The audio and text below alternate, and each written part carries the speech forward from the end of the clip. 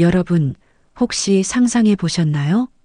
평생 믿고 살던 가족들이 하루아침에 나를 치매 환자로 만들어버린다면 말이에요. 저는 그 일을 직접 겪었습니다. 제 여동생 은자가 74살에 말이죠.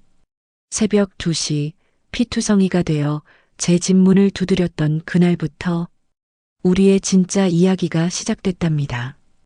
가짜 진단서, 조작된 서류들, 그리고 한밤중에 나타나는 정체불명의 사람들. 이 모든 게 과연 우연일까요? 오늘 들려드릴 이야기는 단순한 가족 갈등이 아닙니다.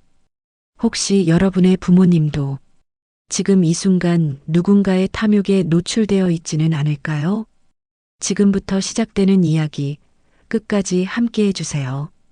구독과 좋아요로 더 많은 분들이 이 이야기를 들을 수 있도록 도와주시면 감사하겠습니다. 똑똑똑. 새벽 2시가 넘은 시간이었어요. 온 아파트가 잠든 고요한 밤이었답니다. 시계 초침 소리까지 들릴 만큼 집안이 조용했거든요. 거실은 적당히 따뜻했고 가습기에서 나는 은은한 라벤더 향이 공기를 감쌌어요. 벽시계의 야광 숫자들이 어둠 속에서 연두색으로 떠오르고 냉장고 돌아가는 소리마저 크게 들렸답니다. 그런데 현관문 너머에서 들려오는 노크 소리가 뭔가 이상했어요. 똑똑, 똑딱. 힘없이 흔들리는 소리였거든요. 마치 기운 빠진 사람이 겨우겨우 두드리는 것 같았답니다. 그 순간 가슴이 덜컥 내려앉았어요.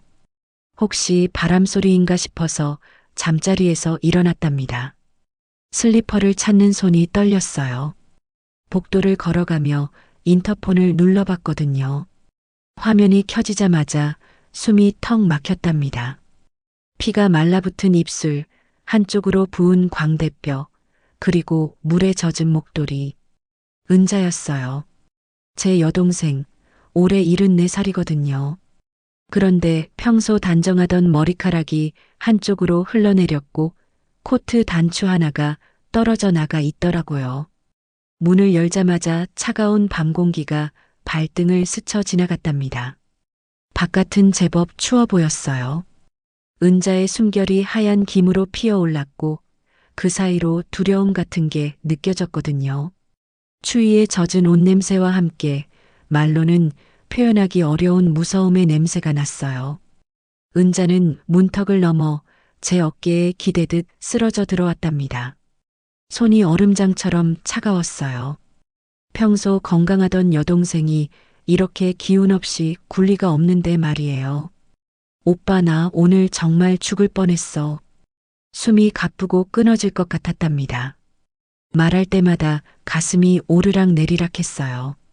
저는 급히 은자를 거실 소파로 데려갔답니다. 거실 불을 켜니까 상처들이 선명하게 드러났어요. 오른 손등에는 500원짜리 동전만 한 멍이 보라빛으로 부어올라 있었답니다. 아마 몇 시간 전에 생긴 것 같아 보였어요.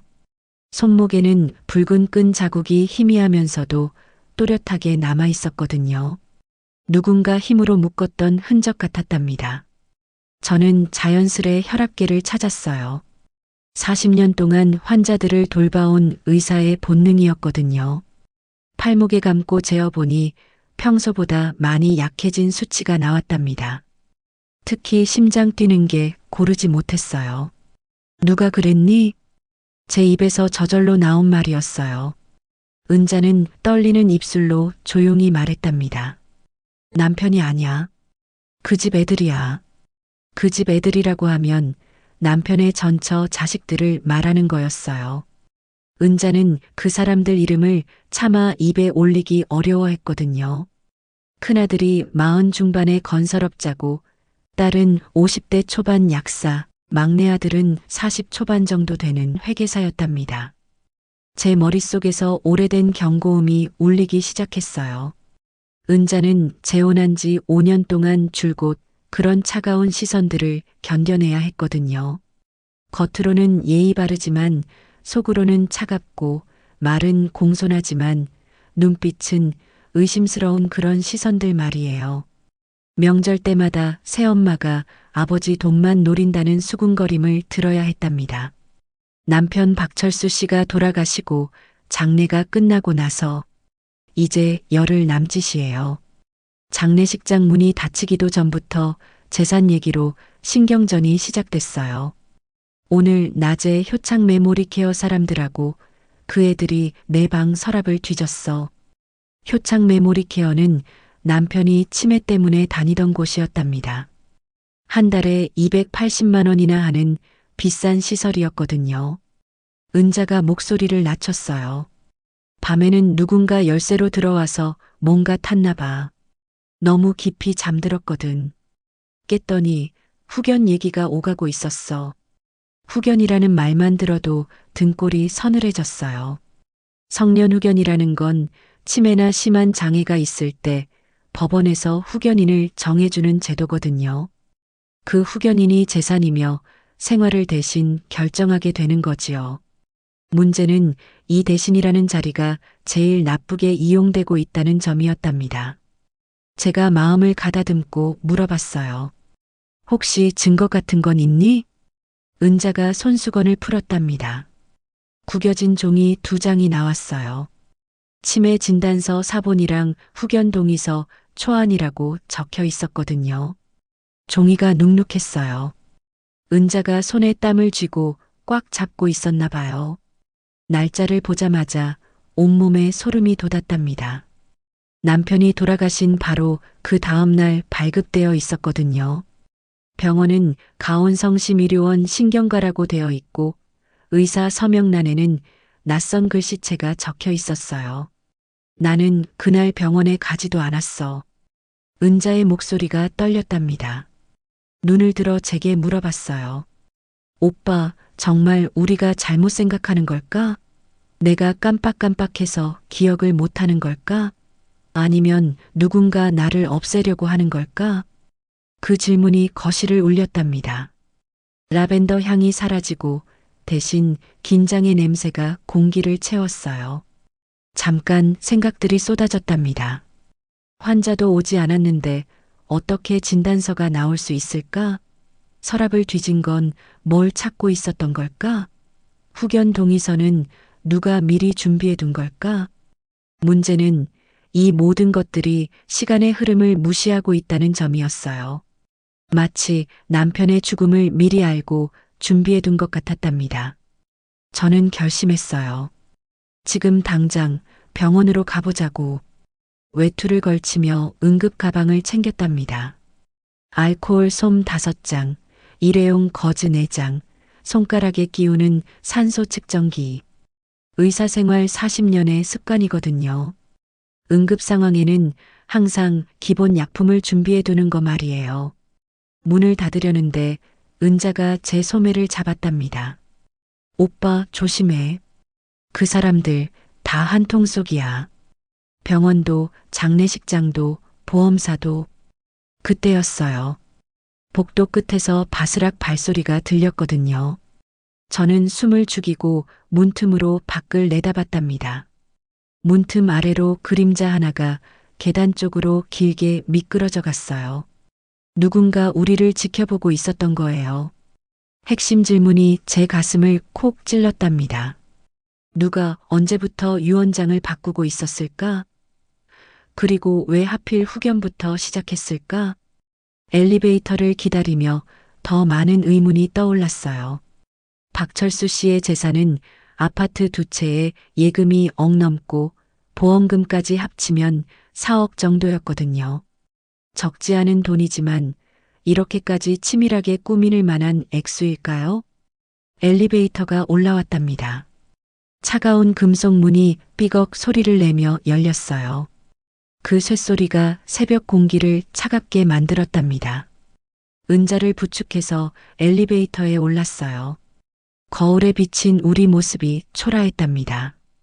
74살 할머니하고 78살 할아버지가 한밤중에 무엇과 싸우러 나서는 모습이 말이에요.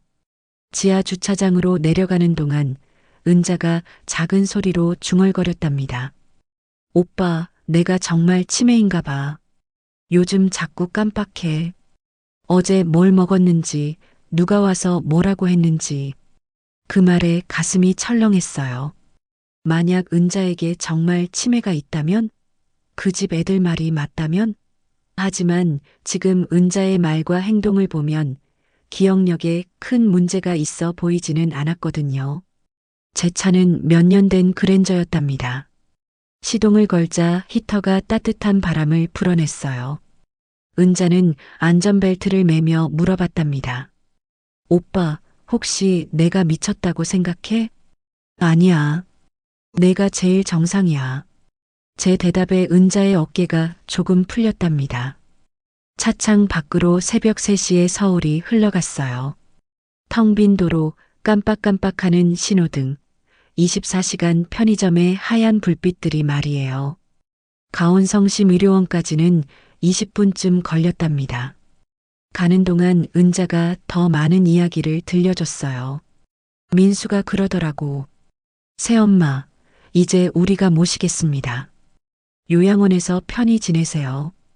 그런데 그 요양원이 한 달에 420만 원이래. 내 연금으로는 반년도 못 버틸 돈이야. 영희는 어떻게 나왔어? 영희는 더 나빴어. 치매 검사 받으셔야 합니다. 저희가 모든 절차 도와드릴게요. 친절하게 말하는데 눈이 차가워서 무서웠어. 차창에 김이 서렸답니다. 김을 닦으며 생각했어요. 이들의 계획이 얼마나 치밀한지 말이에요. 요양원비로 은자의 재산을 다 써버리게 하고 치매 진단으로 후견인을 세워서 나머지를 관리하겠다는 계획이었거든요. 가온성심 의료원에 도착했을 때 새벽 4시 가까웠답니다. 응급실은 불이 켜져 있었지만 신경과는 당연히 문이 닫혀 있었어요. 경비 아저씨에게 사정을 설명했답니다. 진단서 건으로 확인할 게 있는데요. 지금은 안 됩니다. 낮에 원무과로 오세요. 예상한 답이었어요. 하지만 그냥 돌아갈 수는 없었답니다. 응급실로 갔어요.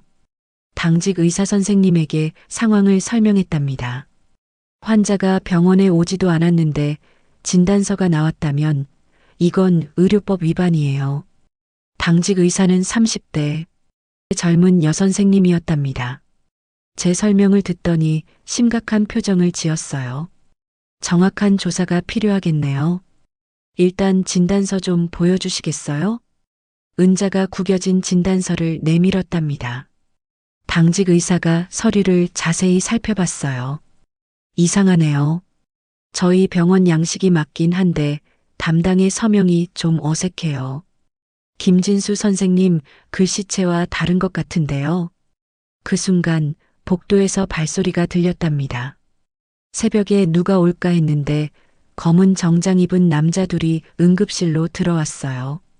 혹시 김은자 어르신 계시나요? 정중한 목소리로 물어봤답니다. 하지만 은자가 제 뒤로 숨었어요. 몸이 벌벌 떨렸거든요. 누구세요? 효창 메모리 케어 직원입니다. 어르신이 갑자기 안 계셔서 찾고 있었어요. 이상했습니다. 은자는 거기 입소자가 아니었거든요. 그냥 남편이 다녔던 곳일 뿐이에요. 제가 물어봤어요. 김은자 씨는 입소자가 아닌데요? 아, 그게 가족 상담 때문에 모시러 왔습니다. 후견인 절차 관련해서요. 그 말에 등골이 서늘해졌답니다. 새벽 4시에 상담이라니요. 더욱이 은자 동의도 없이 말이에요. 당직 의사가 나섰어요. 지금은 환자가 응급처치 받고 있어요. 아침에 다시 오시죠. 검은 정장 남자들이 서로 눈짓을 주고받았어요. 그리고는 정중히 인사하고 나갔답니다.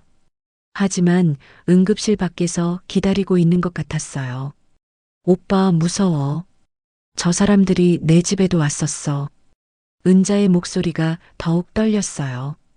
이제 확신이 섰어요. 이건 단순한 가족 싸움이 아니었어요. 조직적이고 치밀한 범죄였답니다. 당직 의사가 조용히 말했어요. 혹시 서울지검에 아는 분 있으세요? 이 사건은 단순히 병원 문제가 아닌 것 같은데요. 그 순간 어쩌면 오늘부터 우리 가족의 긴 재판이 시작될지 모른다는 생각이 들었어요. 하지만 동시에 희망도 보였어요. 당직 의사처럼 정의감 있는 분들이 계시다면 진실을 밝혀낼 수 있을 것 같았거든요. 새벽 4시 반, 병원 복도에 앉아서 다음 계획을 세웠답니다. 일단 은자의 안전을 지키고 가짜 진단서가 맞는지 확인해야 했어요. 그리고 효창 메모리 케어와 그 집 애들이 어떤 관계인지도 알아봐야 했어요. 은자가 제 팔을 잡으며 말했어요. 오빠 고마워. 나 혼자였다면 정말 끝났을 거야. 저는 은자의 손을 꽉 잡았습니다. 차가웠던 손이 조금씩 따뜻해지고 있었어요. 이제 시작이에요. 74살 할머니를 세상에서 지워버리려는 음모와의 전쟁 말이에요. 응급실 형광등 불빛이 차갑고 매서웠답니다. 은자를 침대에 눕히자마자 간호사분이 혈압계를 팔목에 감고 산소 마스크를 씌워줬어요. 모니터의 숫자들이 깜빡거리는 동안 제 귀엔 그저 빨라진 심장 소리만 들렸어요. 요즘 많이 졸리셨다고요?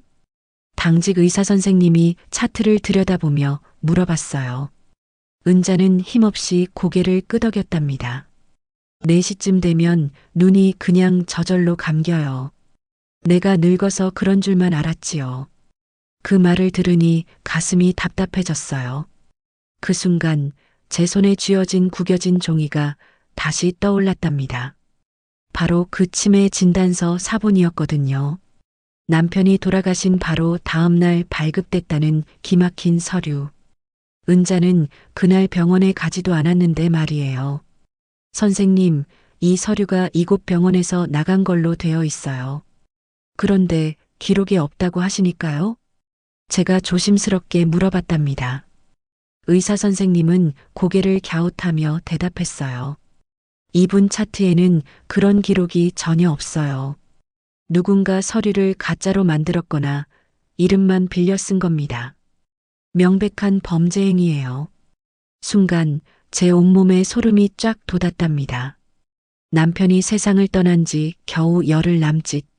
그런데 벌써 아내를 치매 환자로 만들어서 재산을 빼앗으려는 계획을 짜고 있었다니요. 의사 선생님이 진지하게 말씀하셨어요. 이상한 서류가 또 나타나면 바로 신고하셔야 해요. 가만두시면 어르신 인생이 통째로 바뀔 수 있거든요. 은자가 제 손을 꼭 잡았답니다. 손끝이 부들부들 떨리고 있었어요. 오빠, 내가 정말 이상해진 걸까? 요즘 자꾸 깜빡하는 것도 사실이거든. 혹시 내가 잘못 기억하고 있는 걸까? 그 말에 제 가슴이 미어지는 것 같았답니다. 아니야. 은자야, 내 잘못이 아니야. 누군가 일부러 너를 혼란스럽게 만드는 거야. 잠시 뒤에 간호사분이 작은 봉투 하나를 들고 오셨어요. 복도 청소 카트 옆에서 발견했어요. 주워오긴 했는데 봉투 겉면에는 굵은 글씨로 진단서 원본이라고 적혀 있었답니다. 조심스럽게 열어보니 서명도 도장도 어설프게 따라 만든 종이가 들어 있었어요. 그 순간 번개처럼 깨달았답니다. 누군가 은자의 이름을 도용해서 치매 환자로 만들려는 작업이 진행되고 있다는 사실을. 그것도 남편 장례식과 시기를 맞춰서 말이에요. 이건 단순한 서류 조작이 아니에요. 의사 선생님이 단호하게 말씀하셨답니다. 자필 유언장을 무효화하려는 속셈일 수도 있어요. 치매 진단만 있으면 유언을 쓸 정신이 없었다고 우길 수 있거든요. 그제야 저는 퍼즐 조각들이 맞춰지는 걸 느꼈답니다. 사망 후 단 하루 만에 나온 치매 진단서, 후견 신청 동의서, 그리고 봉투 속에서 발견된 가짜 원본. 모든 게 한 줄로 이어져 있었어요. 창밖으로 새벽 햇살이 스며들기 시작했답니다. 하지만 마음은 더욱 무거워졌어요. 은자는 피곤한 듯 눈을 감고 있었고 저는 차가워진 종이컵 커피를 손에 쥔 채 생각에 잠겼답니다. 이 싸움은 병원에서만 끝나지 않을 거야. 장례식장에서도, 보험사에서도, 법원에서도, 그리고 무엇보다 가족들이 둘러앉은 식탁에서도 또 다른 전쟁이 벌어질 게 분명했어요. 새벽 5시가 넘어가고 있었답니다. 응급실은 조금씩 분주해지기 시작했어요. 다른 환자들이 들어오고 의료진들이 교대할 시간이 되었거든요. 어르신, 일단 오늘은 집에서 푹 쉬세요. 당직 의사 선생님이 은자에게 말씀하셨어요. 하지만 이상한 일이 또 생기면 주저하지 말고 바로 연락하세요. 그리고 이 서류들 잘 보관해 두세요. 나중에 증거로 쓰일 수 있어요. 은자가 침대에서 일어나려고 했는데 다리에 힘이 없어서 휘청거렸답니다. 저는 급히 부축했어요. 천천히 해. 급할 거 없어. 오빠 고마워. 정말 고마워. 은자의 목소리가 떨렸어요. 하지만 그 떨림 속에는 고마움뿐만 아니라 두려움도 섞여 있었답니다. 응급실을 나서면서 저는 문득 궁금해졌어요. 효창 메모리 케어에서 온 그 검은 정장 남자들은 어디로 갔을까?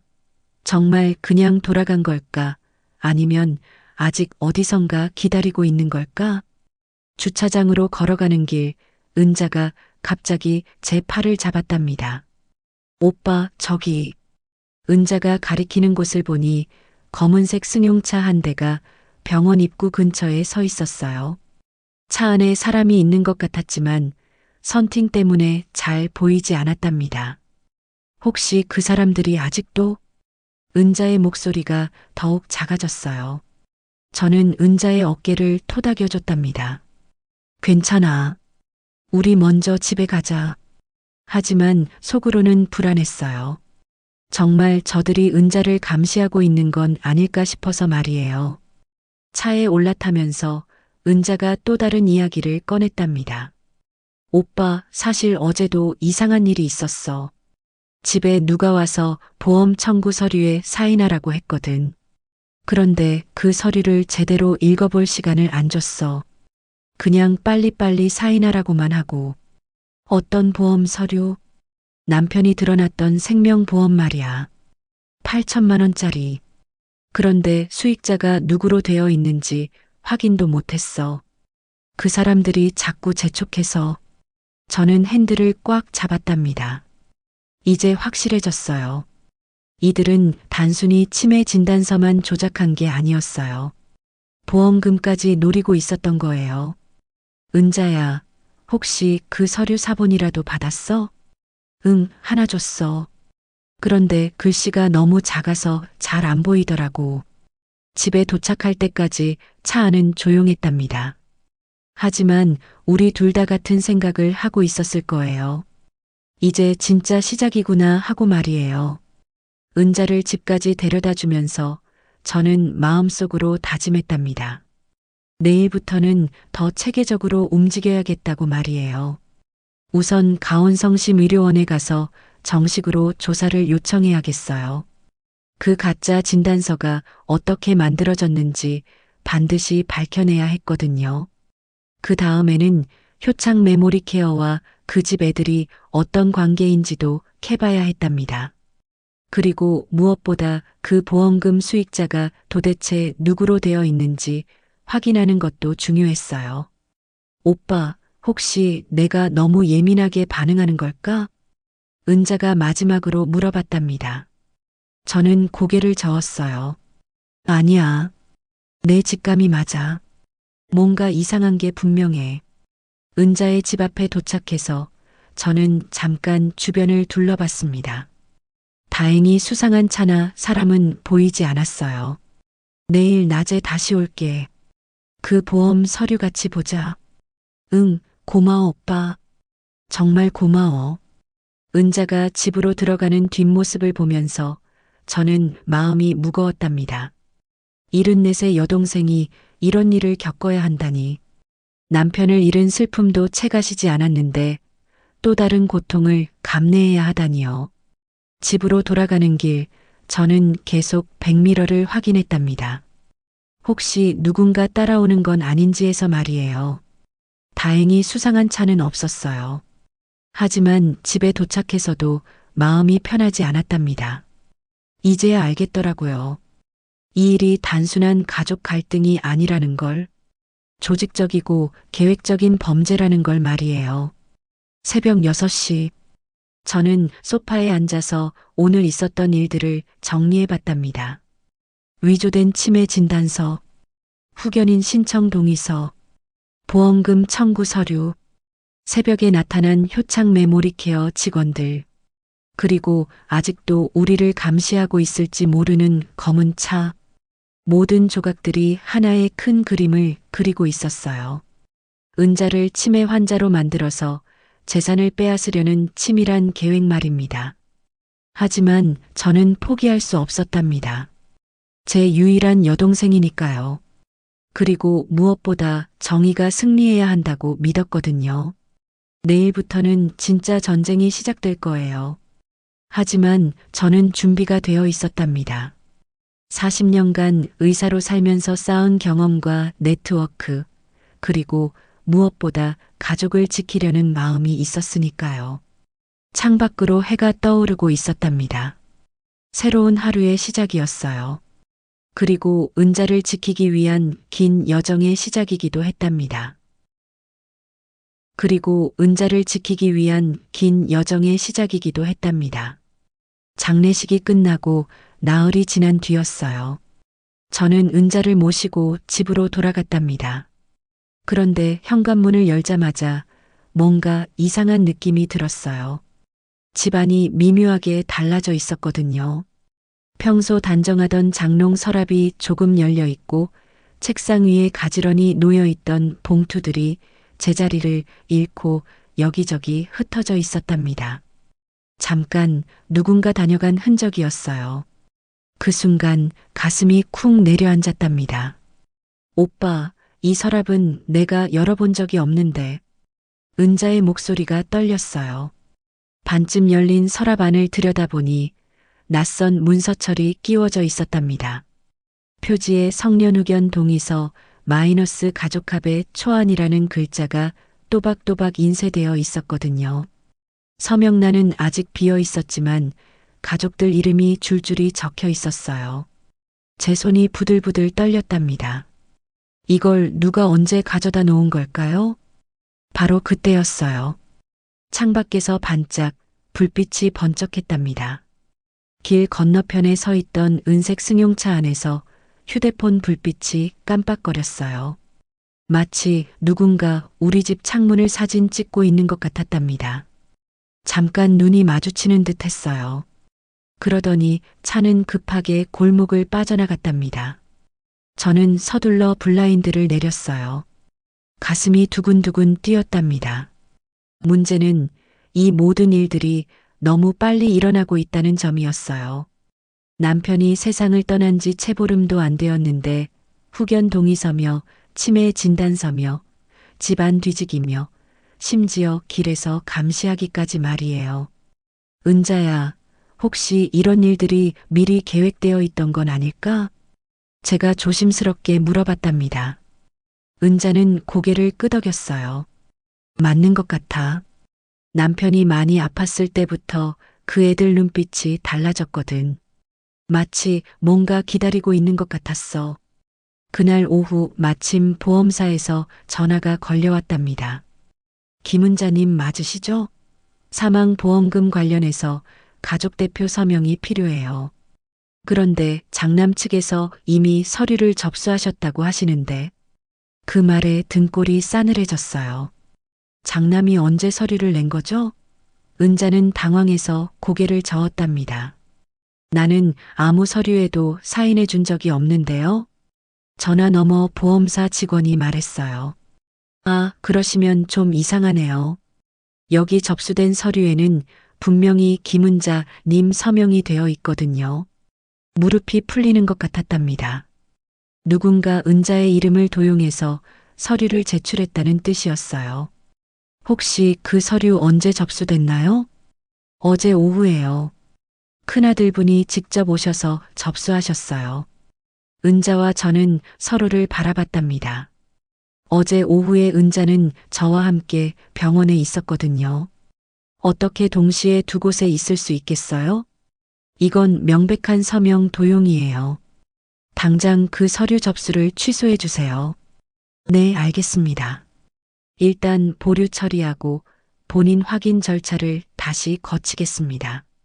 전화를 끊고 나니 은자가 의자에 주저앉았어요. 오빠, 이제 정말 무서워. 내 이름으로 뭘 더 해놨을지 모르겠어. 저녁 무렵이 되어서야 저는 아파트 관리사무소에 가서 현관 CCTV를 확인해 달라고 요청했답니다. 관리소장님이 친절하게 도와주셨어요. 며칠 전부터 확인해 보시겠어요? 네, 장례식 다음 날부터요. 화면을 돌려보니 믿기 어려운 장면이 나왔답니다. 장례식장에서 몇 번 본 적 있던 남편의 큰딸이 현관 비밀번호를 누르고 당당하게 들어가는 모습이 고스란히 찍혀 있었어요. 저분이 언제쯤 나오셨나요? 1시간 정도 있다가 나오셨네요. 큰 가방을 들고 나오셨어요. 큰 가방이라니요. 뭘 가져간 걸까요? 집으로 돌아와서 은자와 함께 다시 한번 집안을 살펴봤답니다. 그제야 발견했어요. 중요한 서류들이 몇 개씩 사라진 걸 말이에요. 오빠, 통장 사본들이 없어졌어. 그리고 부동산 등기부등본도. 뭐? 서류함을 뒤져보니 정말로 중요한 문서들만 골라서 빠져나간 흔적이 있었답니다. 마치 누군가 정확히 뭘 찾고 있었던 것처럼 말이에요. 저렇게까지 하다니. 제 목소리가 허공에 흩어졌답니다. 은자는 쓸쓸히 웃었어요. 오빠, 그 집 사람들한테는 내가 남이잖아. 그냥 아버지 재산을 잠깐 맡고 있는 걸림돌일 뿐인 거야. 그 말에 가슴이 먹먹해졌답니다. 재혼 5년이었지만 결국 은자는 진짜 가족이 되지 못했던 거예요. 그런데 오빠, 더 무서운 건 은자가 조용히 말했어요. 내가 요즘 정말 깜빡깜빡하거든. 어제 뭘 먹었는지, 누가 와서 뭐라고 했는지 잘 기억이 안 나. 혹시 정말로 내가 치매에 걸린 건 아닐까? 그 말에 저는 깜짝 놀랐답니다. 은자야, 그건 스트레스 때문이야. 이런 상황에서 누가 제대로 기억하겠어? 그래도 불안해. 만약에 정말 내가 치매라면 그 사람들 말이 맞는 거잖아. 저는 은자의 손을 꼭 잡았어요. 아니야. 내가 지금 이렇게 논리적으로 말하고 있잖아. 치매 환자가 자신의 기억력을 걱정할 수 있겠어? 하지만 속으로는 걱정이 됐답니다. 혹시 저들이 은자를 일부러 혼란스럽게 만들고 있는 건 아닐까 해서 말이에요. 밤이 깊어가면서 저는 오늘 일어난 일들을 정리해 봤답니다. 집안에 몰래 들어와서 서류를 가져간 일, 은자 이름으로 보험금 청구서를 낸 일, 길에서 감시하고 있던 은색 승용차, 그리고 미리 준비되어 있던 후견 동의서, 모든 조각들이 하나의 큰 그림을 그리고 있었어요. 차창에 비친 불빛, 집안 서랍 사이의 틈, 문서철의 무게감, 모든 게 무언가를 예고하고 있는 것 같았답니다. 그 순간 확실히 깨달았어요. 이건 단순한 가족 다툼이 아니구나. 누군가 아주 치밀하게 계획을 짜고 움직이고 있구나 하고 말이에요. 오빠, 내일부터 뭘 해야 할까? 은자가 불안한 목소리로 물어봤답니다. 우선 변호사 선생님을 만나봐야겠어. 그리고 경찰서에도 신고해야겠고. 정말 그렇게까지 해야 할까? 혹시 일이 더 커지는 건 아닐까? 은자야, 이미 상황은 심각해. 더 늦기 전에 대응해야 해. 창밖을 보니 또다시 은색 차가 길 건너에 서 있었답니다. 이번에는 사진을 찍지는 않았지만 분명히 우리를 지켜보고 있었어요. 오빠, 저 차. 응, 나도 봤어. 내일 아침에 경찰서부터 가자. 그날 밤 저는 잠들 수가 없었답니다. 혹시 밤중에 또 누군가 들어오는 건 아닐까 해서 말이에요. 은자도 마찬가지였을 거예요. 거실 불을 하나 켜둔 채로 우리는 각자의 방에서 뒤척였답니다. 새벽 2시쯤 복도에서 발소리가 들렸어요. 하지만 문을 열어봐도 아무도 없었답니다. 그냥 위아래층 사는 분들이 늦게 들어오신 거겠지요. 하지만 마음은 계속 불안했어요. 이제 우리 집이 더 이상 안전한 곳이 아니라는 걸 알았거든요. 다음 날 아침 은자가 말했어요. 오빠, 밤새 생각해봤는데 남편이 살아있을 때도 이상한 일들이 몇 번 있었어. 어떤 일들? 간병인이 자꾸 바뀌더라고.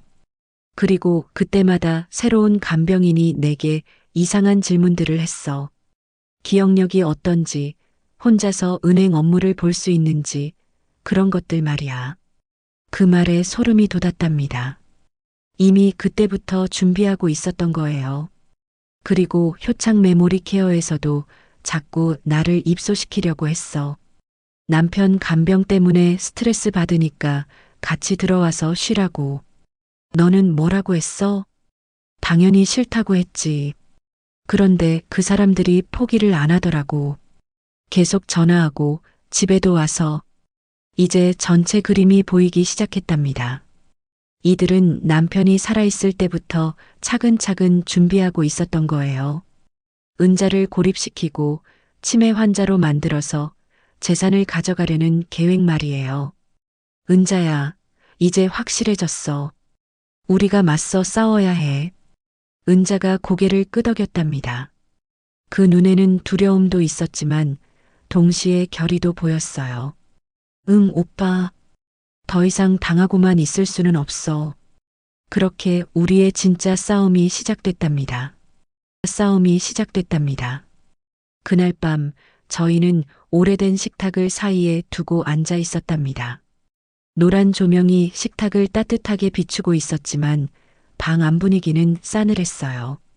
앞에는 김 비서가 건넨 그 작은 USB가 놓여 있었고 옆에는 은자의 낡은 수첩이 펼쳐져 있었답니다. 저는 손바닥에 USB를 쥐고 가만히 앉아 있었어요. 그 안에 가족들의 목소리가 들어있다는 생각만으로도 등골이 서늘했답니다. 이걸 어떻게 해야 할까요? 제 목소리가 떨렸어요. 아내가 먼저 조심스럽게 입을 열었답니다. 여보, 우리 나이도 이제 많고 그 집안은 힘도 있고 돈도 많잖아요. 괜히 고발했다가 우리만 다칠 수도 있어요. 그냥 모른 척하고 조용히 사는 게 나을 것 같은데. 그 말의 순간 가슴이 철렁 내려앉았답니다. 은자를 바라봤어요. 그 눈빛에는 깊은 두려움이 서려 있었거든요. 당신 마음 이해해요. 하지만 우리가 모른 척하면 결국 은자가 정말 위험해질 수도 있어요. 가족이면서도 외면한다면 그게 더 큰 죄가 아닐까요? 제 목소리가 점점 단단해졌답니다. 오빠, 혹시 우리가 너무 예민하게 구는 건 아닐까요? 은자가 조심스럽게 물어봤어요. 가족끼리 다투는 거야 흔한 일이잖아요. 나만 너무 민감하게 받아들이고 있는 건 아닌지. 그 순간 저는 눈을 감았다 떴답니다. 아니에요. 잘못된 건 분명히 잘못된 거예요. 특히 가족이라는 이름으로 사람을 해치려는 건 절대 용서할 수 없어요. 식탁이 잠시 조용해졌답니다. 그 침묵을 깨고 은자의 며느리가 한마디 보탰어요. 평소에 저하고는 좀 거리를 두던 젊은 여자였거든요. 아버님, 저도 솔직히 무서워요. 하지만 할머니가 그렇게 당하는 걸 두 눈으로 봤어요. 그냥 넘어가면 저희 세대에서도 또 이런 일이 벌어질 거예요. 은자의 눈에서 눈물이 주르륵 흘러내렸답니다. 손수건으로 닦으며 낮게 중얼거렸어요. 나는 가족이 무서워진 게 처음이에요. 바로 그때 전화벨이 따르릉 울렸답니다. 공익변호사 이도은 씨였어요. 선생님, 그 USB를 저에게 맡겨주세요. 증거는 법적으로 제대로 보존되어야 해요. 그냥 들고 계시면 나중에 법정에서 효력이 약해질 수 있거든요. 증거의 연결고리를 확실히 지켜야 합니다. 차분한 설명이었지만 제 귀에는 심장 박동처럼 두근거렸답니다. 도훈 씨, 만약 우리가 고발하면 우리 가족은 어떻게 되나요? 제가 물어보니 그가 잠시 숨을 고르고 대답했어요. 분명히 힘든 시간이 될 거예요. 하지만 끝내지 않으면 은자 어르신은 결국 강제로 후견인이 지정될 겁니다. 그건 인생을 통째로 잃는 것과 같아요. 전화를 끊고 나니 식탁 위 분위기가 달라졌답니다. 은자가 깊은 한숨을 내쉬더니 말했어요. 좋아요. 끝까지 해봅시다. 대신 우리끼리만 하지 말고 전문가와 함께 해야겠어요. 그 말에 저는 고개를 끄덕였답니다. 결심은 무거웠지만 더는 물러설 수 없었어요. 문득 스스로에게 물어봤답니다. 정말 가족이면 덮어줘야 할까? 아니면 진실을 밝혀야 할까? 식탁 위의 불빛은 여전히 노랗고 따뜻했지만 우리 마음은 이미 어두운 먹구름을 뚫고 나아가고 있었답니다. 다음 날 아침 변호사 도훈 씨와 함께 법원 민원실로 갔답니다. 사람들이 길게 줄지어 서 있었고 한쪽에서는 커피 자판기가 또각또각 소리를 내고 있었어요. 창구에 서류를 내밀자 직원이 사건 번호를 적어줬답니다. 2025 후견일만 2345호. 그 순간 은자의 얼굴이 굳어졌어요. 이미 누군가 후견 신청을 넣어둔 상태였거든요. 서류에는 장남 이름이 또박또박 적혀 있었답니다. 직원이 무심하게 말했어요. 청구인은 장남분이시고 심리는 2주일 뒤로 잡혀 있어요. 이렇게 빨라요? 제가 깜짝 놀라서 되물었답니다. 직원이 고개를 끄덕였어요. 가족 동의서가 이미 접수되어 있었거든요. 그 말에 피가 거꾸로 솟는 것 같았답니다. 가족들이 이미 뒤에서 모든 준비를 끝마친 상태였던 거예요. 선생님 괜찮아요. 도훈 변호사가 제 어깨를 다독여줬답니다. USB하고 진단서 위조 정황이 있잖아요. 오늘 당장 증거보전 신청을 넣겠어요. 우리는 곧장 검찰청으로 향했답니다. 담당 수사관은 표정은 차가웠지만 말은 단호했어요. 증거가 확실하다면 압수수색 영장을 청구할 수 있어요. 하지만 시간이 좀 걸릴 겁니다. 장례식장에서 사용한 프린터 기록, 병원 서류 다 모아야 하거든요. 바로 그때 김 비서가 나타났답니다. 주머니에서 또 다른 서류를 꺼내더라고요. 이건 제가 몰래 복사해 둔 거예요. 장례식장 사무실에서 발견한 문서인데 서류 제목을 보고 눈을 의심했답니다. 유언장 교체 계획이라고 적혀 있었거든요. 거기에는 단계별로 정리된 내용이 있었어요. 1. 치매 진단 확보하기. 2. 후견인 지정받기. 3. 기존 유언장 무효 처리하기. 4. 새로운 유언장 공증받기. 이건 제 목소리가 떨렸답니다. 은자가 울먹이며 말했어요. 내가 살아있는 동안에 내 손으로 직접 쓴 유언장이 있는데 그걸 아예 없애버리겠다는 거네요. 그 순간 모든 퍼즐이 맞춰졌답니다. 치매 진단서 위조, 후견 동의서, 그리고 이 유언장 교체 계획. 그들은 단순히 재산만 원한 게 아니라 은자의 목소리 자체를 지우려고 했던 거예요. 도훈 변호사가 고개를 끄덕이며 말했답니다. 이 정도면 충분한 증거예요. 내일 법원에 제출하고 언론에도 알리겠어요. 하지만 문제는 그들도 가만히 있지 않는다는 거였어요. 그날 저녁 집 앞에 검은 승합차 한 대가 서 있었답니다. 커튼이 쳐져 있었지만 안에서 2명이 담배 피우는 모습이 보였어요. 감시가 시작된 것 같네요. 김 비서가 낮은 목소리로 말했답니다. 저는 창문 너머 그 희미한 불빛을 바라보며 생각했어요. 이제 진짜 시작이구나.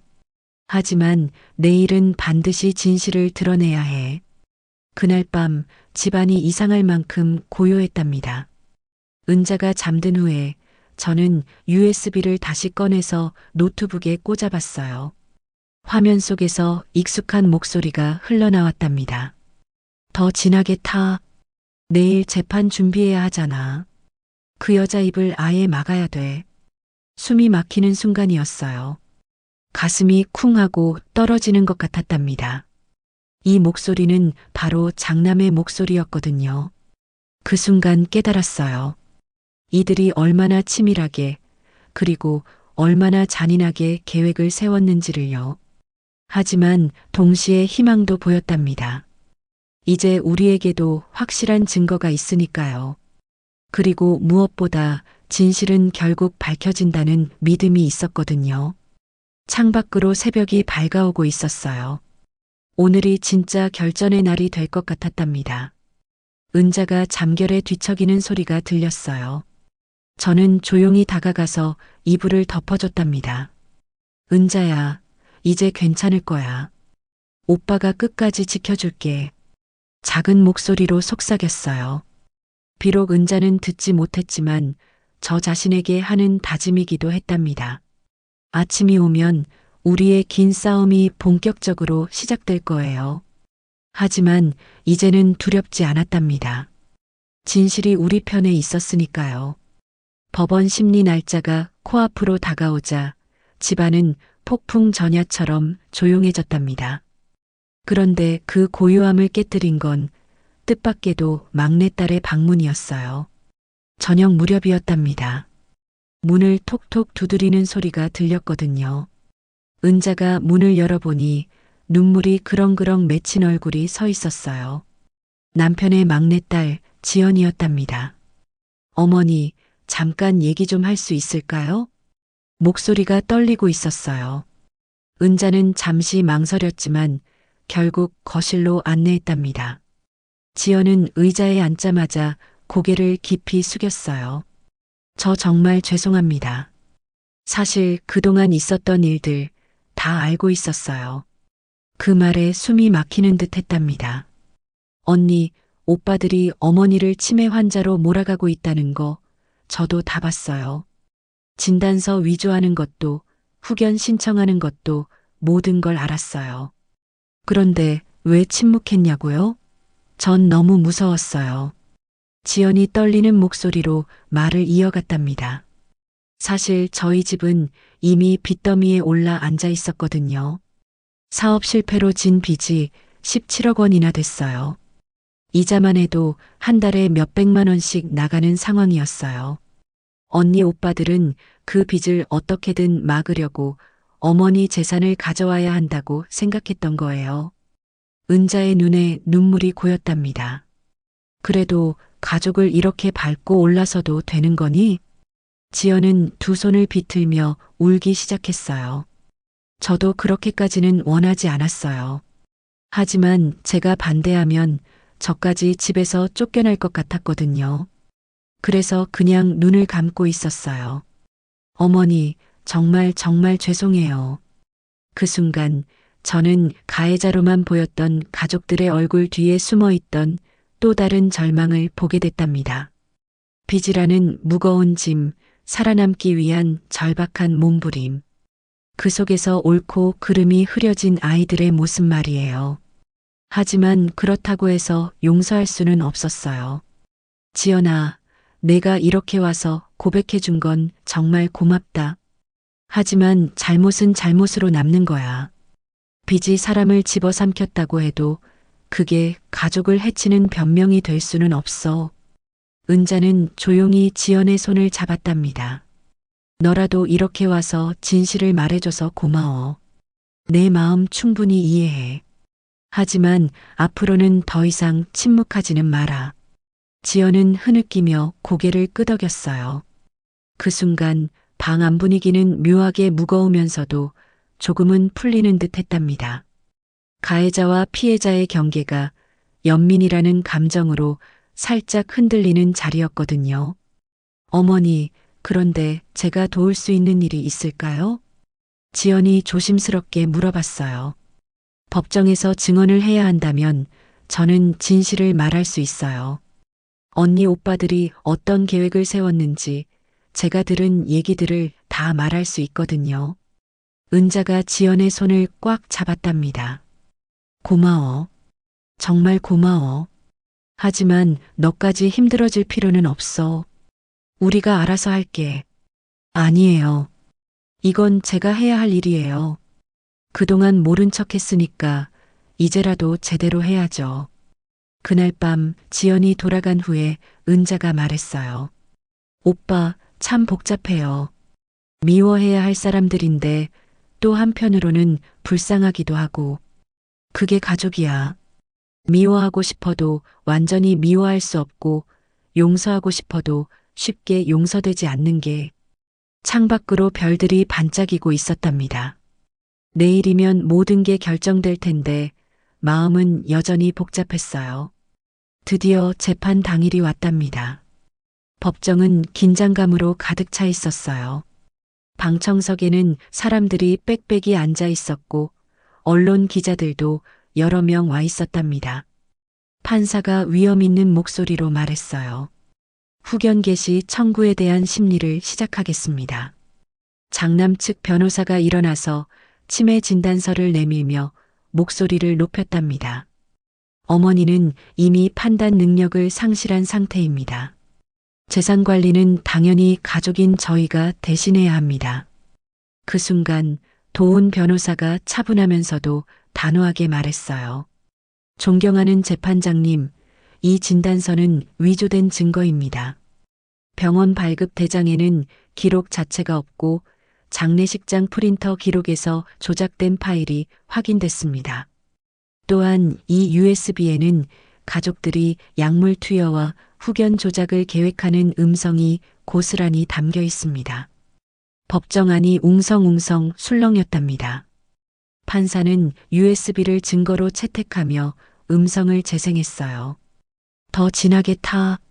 내일 재판 준비해야 하잖아. 그 여자 입은 아예 막아야 돼. 장남의 목소리가 법정에 울려 퍼지자 방 안 공기가 얼어붙었답니다. 방청석에서 한숨소리가 새어나왔어요. 판사가 단호하게 말했답니다. 치매 진단은 무효입니다. 후견 청구는 기각합니다. 위조 서류와 약물 투여 건은 검찰로 이첩하겠습니다. 나무망치가 탕하고 울리자 은자의 눈에서 눈물이 줄줄 흘러내렸답니다. 살았다 오빠, 우리 살았어요. 며칠 뒤 검찰은 장남과 큰딸을 문서 위조와 살인미수 혐의로 구속 기소했어요. 언론들은 가족이라는 이름 뒤에 숨은 탐욕이라고 대서특필했고 사회 전체가 분노했답니다. 하지만 그 모든 소동이 지나간 후 은자가 제 손을 잡으며 말했어요. 오빠, 나는 아직 살아있어요. 살아서 이 모든 걸 겪었으니까 이제는 다른 어르신들이 이런 일을 당하지 않게 도와주고 싶어요. 그래서 우리는 작은 상담소를 열었답니다. 이름은 다시 손이에요. 넘어질 때 잡아주는 손, 쓰러진 뒤에 일으켜주는 손이라는 뜻이었거든요. 첫 번째 손님은 혼자 사시는 할머니였어요. 떨리는 목소리로 말씀하시더라고요. 아들이 제 도장을 몰래 가져갔어요. 어떻게 해야 할까요? 은자는 따뜻한 차를 내드리며 할머니의 손등을 살며시 감쌌답니다. 걱정 마세요. 우리 함께 방법을 찾아봅시다. 그날 작은 상담실 안으로 포근한 햇살이 스며들었어요. 은자가 서랍에서 종이 한 장을 꺼내더니 거기 적힌 글을 천천히 읽어주었답니다. 이제 나는 두려움을 내려놓습니다. 가족이라는 이름이 때로는 가장 무서운 굴레가 되기도 하지만 그래도 손을 내밀어 잡아줄 수 있는 사람이 있다면 삶은 계속됩니다. 저는 눈을 감으며 속으로 감사했답니다. 살아있어서, 그리고 누군가의 손을 잡아줄 수 있어서. 몇 달 뒤 지연이 상담소에 찾아왔어요. 언니 오빠들은 실형을 선고받고 교도소에 들어갔다고 했답니다. 어머니, 저도 여기서 일할 수 있을까요? 제가 경험한 일들이 다른 분들께 도움이 될 수 있다면. 은자는 빙그레 웃으며 말했어요. 당연하지. 우리 함께 해보자. 그렇게 다시 손 상담소는 점점 커져갔답니다. 노인 재산 편취 피해자들, 가족 갈등으로 고통받는 어르신들, 혼자서는 해결하기 어려운 문제들을 안고 오시는 분들이 늘어났거든요. 어느 날 한 어르신이 말씀하셨어요.